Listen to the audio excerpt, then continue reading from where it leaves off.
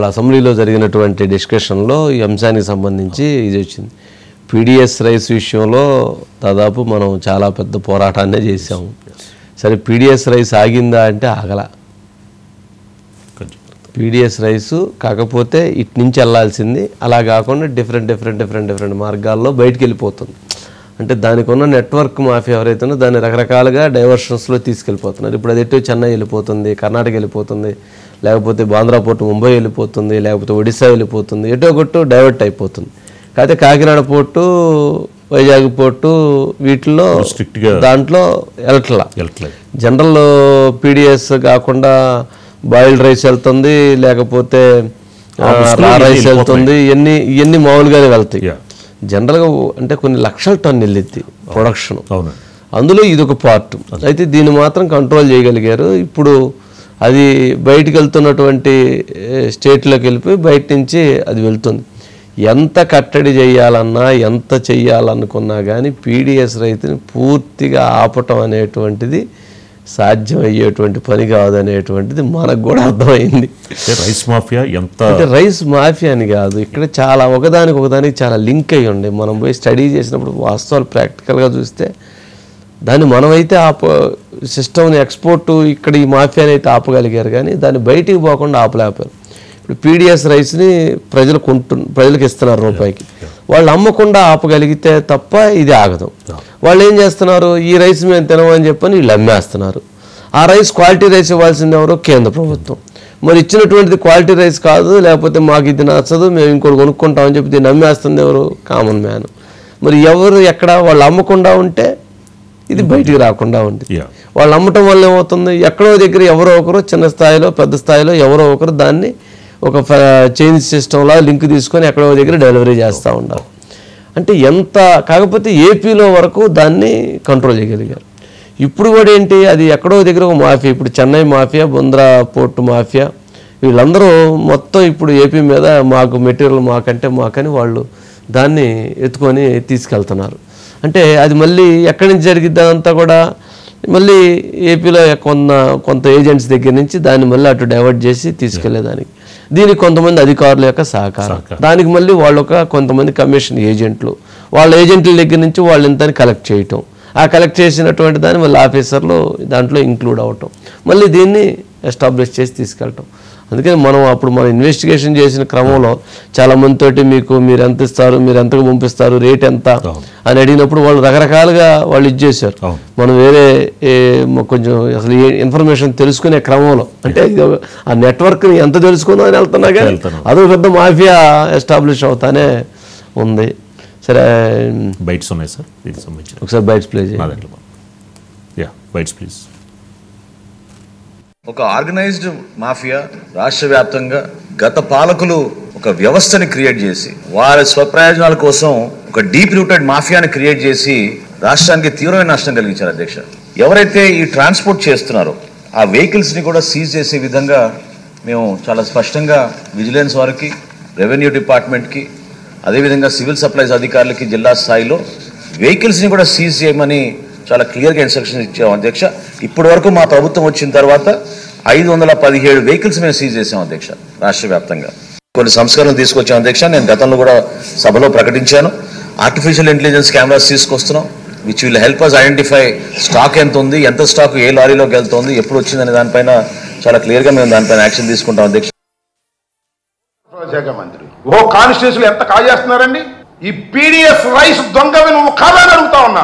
ఎన్ని లక్షల కోట్ల రూపాయలు లంచాలు తీసుకుంటున్నాం, సీజ్ చేయటం లంచం తీసుకోవడం, సీజ్ చేయటం లంచం తీసుకోవడం. నీ బతుకంతా బియ్యపు దగ్గర లంచాలు తీసుకునే కార్యక్రమంలో నిమగ్నం అయిపోయి నువ్వు జగన్మోహన్ రెడ్డి గారిని దూషించే స్థాయికి నువ్వు వస్తున్నావు.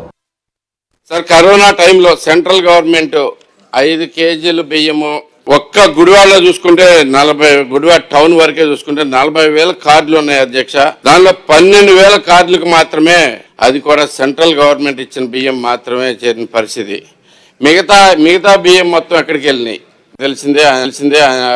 సో ఫైనల్ గా ఆ పాత మంత్రి మీద మీ ఎంక్వైరీ వేసి దీన్ని మొత్తం బయటికి తీయాల్సిందిగా కోరుతా ఉన్నాం అధ్యక్ష.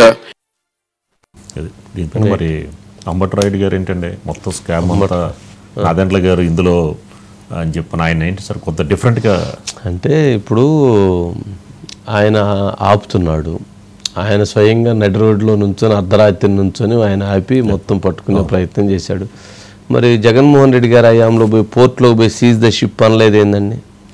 జగన్మోహన్ రెడ్డి గారి హయాంలో పోయి ఎక్కడైతే ఆ మాఫియా వాళ్ళ రైస్ మిల్లర్స్ మీదకి పోయి గోడౌన్స్ మీద పోయి ఎందుకు సీజ్ చేయలేదండి? ఎప్పుడైతే మరి నేషనల్ హైవే మీద ఈ లారీలు ఎక్కడైతే వెళ్తున్నాయో వాటన్నిటిని ఆపి ఎందుకు చెక్ చేయలేదండి? ఎందుకు మిల్లర్స్ని అటాక్ చేసి మిల్లర్స్ దగ్గర ఉన్నటువంటి దాన్ని ఎందుకు సీజ్ చేయలేదండి? మరి ఇవన్నీ ఎవరు చేశారు? ఇవన్నీ నాదెండ్ల మనోహర్ గారు మంత్రి అయిన తర్వాతనే ఇవన్నీ జరిగినాయి కదా. మరి ఎన్ని కేసులు పెట్టారు కళ్ళ ముందు కనపడుతుంది కదా. మరి కళ్ళ ముందు కనపడతా ఆయన అంత చేస్తే ఈయన వచ్చేమంటాడు, ఈ జగన్మోహన్ రెడ్డి గారు నువ్వు అంటావా, నువ్వే కదా మొత్తం చేస్తుంది మాఫియా అంటాడు. వాళ్ళ బాధ ఏంటంటే ఈ మాఫియా మొత్తాన్ని కంట్రోల్ చేశారు కాబట్టి వాళ్ళ కోపం, అందుకని ఆయన్ని అనేసారు అనుకో. ఇప్పుడు జనం నమ్మాలి కదా, ప్రజలు నమ్మాలి కదా, కొద్దిగా విశ్వసించాలి కదా. ఇప్పుడు ఫైట్ చేసింది ఎవరో, దాన్ని ఆపింది ఎవరో, దాన్ని కట్టడి చేసింది ఎవరో, దాన్ని పోరాడింది ఎవరో, దాన్ని కేసులు పెట్టింది ఎవరో? మనోహర్ గారు కదా. మరి ఆయన్ని ఈయన ఎలా అంటాడు? ఆయన ఏమంటాడు, మొత్తం నువ్వే చేస్తూ ఉంటాడు.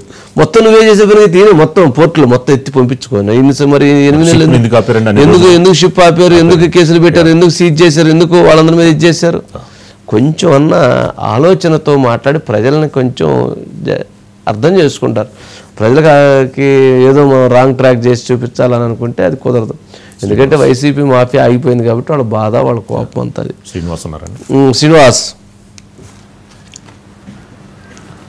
ఏంటి మొత్తానికి అసెంబ్లీ వేదికగా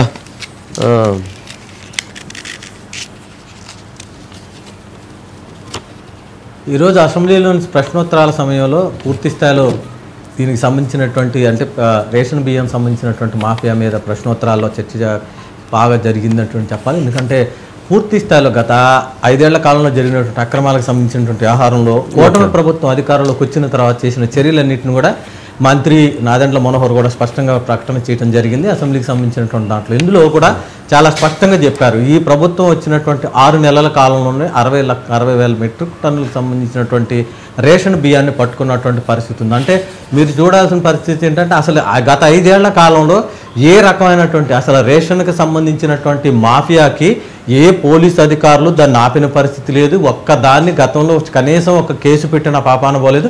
ఈ ప్రభుత్వం వచ్చిన తర్వాత అసలు రేషన్ మాఫియాని కట్టడి చేయాలనేటువంటి ప్రధానమైనటువంటి సంకల్పంతో కూటమి ప్రభుత్వం ఉంది. దానికి అనుగుణంగానే నాదెండ్ల మనోహర్ మంత్రిగా కూడా ఆయన కూడా అదే రకమైనటువంటి చర్యలకు దిగారు. ఎక్కడ కాకినాడ, ఎక్కడ చిత్తూరు, ఎక్కడ ఒంగోలు, అంటే రాష్ట్రం మొత్తం కూడా రేషన్ మాఫియాకి ఎక్కడెక్కడైతే అడ్డాలు ఉన్నాయో అడ్డాలను తెలుసుకున్న తర్వాత ప్రతి చోట రాత్రిపూట కూడా వీటిని పోయి అడ్డుకునేటువంటి ప్రయత్నం చేయడం జరిగింది. ఇప్పటి వరకు ఉన్నటువంటి దాని గురించి చూస్తే 517 పైగా వాహనాలను సీజ్ చేసినటువంటి పరిస్థితి ఉందని చెప్పేసి ఆయన స్పష్టంగా అసెంబ్లీలో కూడా ప్రకటన చేసిన పరిస్థితి ఉంది. అయితే భవిష్యత్తులో దీన్ని అడ్డుకోవడం కోసం చేయాల్సినటువంటి దాని మీద కూడా సాంకేతికతను వినియోగించుకోవాలని కూడా ప్రభుత్వం భావిస్తుంది. దానికి అనుగుణంగానే ఆర్టిఫిషియల్ ఇంటెలిజెన్స్ ఉన్నటువంటి కెమెరాలను వాడటం ద్వారా గోడౌన్లన్నింటిలోనూ ఏర్పాటు చేయడం ద్వారా ఎట్టి పరిస్థితుల్లోనూ ప్రతి దాన్ని కౌంట్ చేసేటువంటి అవకాశం ఉంది. అవి ఎక్కడికి వెళ్తున్నాయి, ఎన్ని తీశారు, ఎన్ని ఇక్కడ పెట్టినారు, గోడౌన్లో ఎన్ని బస్తాలు వేశారు, ఎన్ని బస్తాలు వేశారు, అవి ఏ లారీలో ఎక్కడికి తరలిపోయాయి అన్ని కూడా డేటా రికార్డ్ అయి ఉంటుంది. కాబట్టి భవిష్యత్తులో ఇలాంటి అక్రమాలకు లేకుండా ఉంది. అయితే ఇక్కడ ఒక స్పష్టంగా గత ప్రభుత్వ హయాంలో ఉన్నటువంటి మంత్రుల మీద పూర్తి స్థాయిలో విచారణ జరపాలన్నటువంటి డిమాండ్ వచ్చింది. భవిష్యత్తులో దీని మీద కూడా ప్రభుత్వం ఒక నిర్ణయం తీసుకున్న తర్వాత భవిష్యత్తులో కూడా అవసరమైతే రేషన్ గత 5 ఏళ్లలో జరిగినటువంటి అక్రమాల మీద కూడా రాష్ట్ర ప్రభుత్వం విచారణకు ఆదేశించేటువంటి అవకాశం కూడా ఉంది. రైట్ శ్రీనివాస్.